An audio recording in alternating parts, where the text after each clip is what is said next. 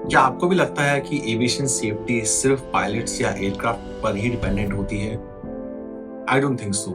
Real danger कभी कभी airport के बाहर भी छुपा होता है। Hi guys, my name is Abhishek. I hope you all are doing good. जैसा आप सभी को पता है कि 12 जून 2025 को एयर इंडिया की फ्लाइट AI-174 बोइंग 787 ड्रीमलाइनर जो अहमदाबाद से लंदन जाने के लिए निकला था, टेक ऑफ के कुछ ही सेकंड्स बाद एयरपोर्ट के पास बने एक मेडिकल हॉस्टल की बिल्डिंग पर जाकर क्रैश हो जाता है।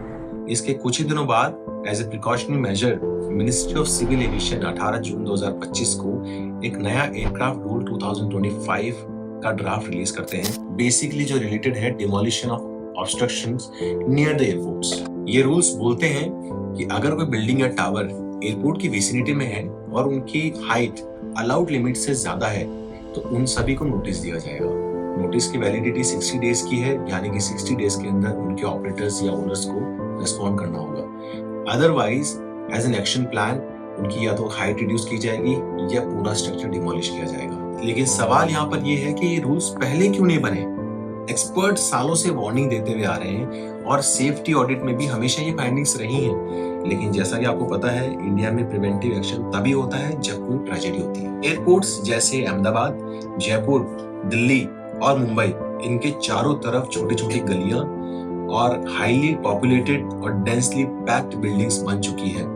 ग्लाइड स्लोप तो यहाँ सिर्फ पेपर पर ही है। चलिए अब एक छोटा सा कंपैरिजन करते हैं। फॉर एग्जांपल, सिंगापुर, म्यूनिक और टोक्यो एयरपोर्ट। इन एयरपोर्ट के आसपास कोई हाई राइज बिल्डिंग नहीं, कोई एंक्रोचमेंट नहीं, कोई अर्बन क्लटर नहीं। लोकल लॉज को यहाँ पर प्रायोरिटी दी जाती है, एविएशन इंफ्रास्ट्रक्चर्स को यहाँ प्रायोरिटी दी जाती है, और हमारे यहाँ इंडिया में एक नो ऑब्जेक्शन सर्टिफिकेट को मिलने में कई महीने लग जाते हैं। तो इस नए रूल से होगा क्या? डेफिनेटली इंटेंशन तो बहुत स्ट्रांग है, लेकिन ग्राउंड वर्क का एग्जीक्यूशन इंडिया में हमेशा से वीक रहा है। लोकल पॉलिटिक्स और ब्यूरोक्रेसी इस वीकनेस का हिस्सा बन ही जाते हैं। वैसे इंडिया अब ग्लोबल एविएशन का हब बनने जा रहा है, उससे पहले हम सबको जरूरत है कि हम अपने इंफ्रास्ट्रक्चर को सबसे पहले सेफ बनाएं, क्योंकि सेफ्टी सिर्फ एक फॉर्मेलिटी नहीं, हम सबकी जिम्मेदारी है।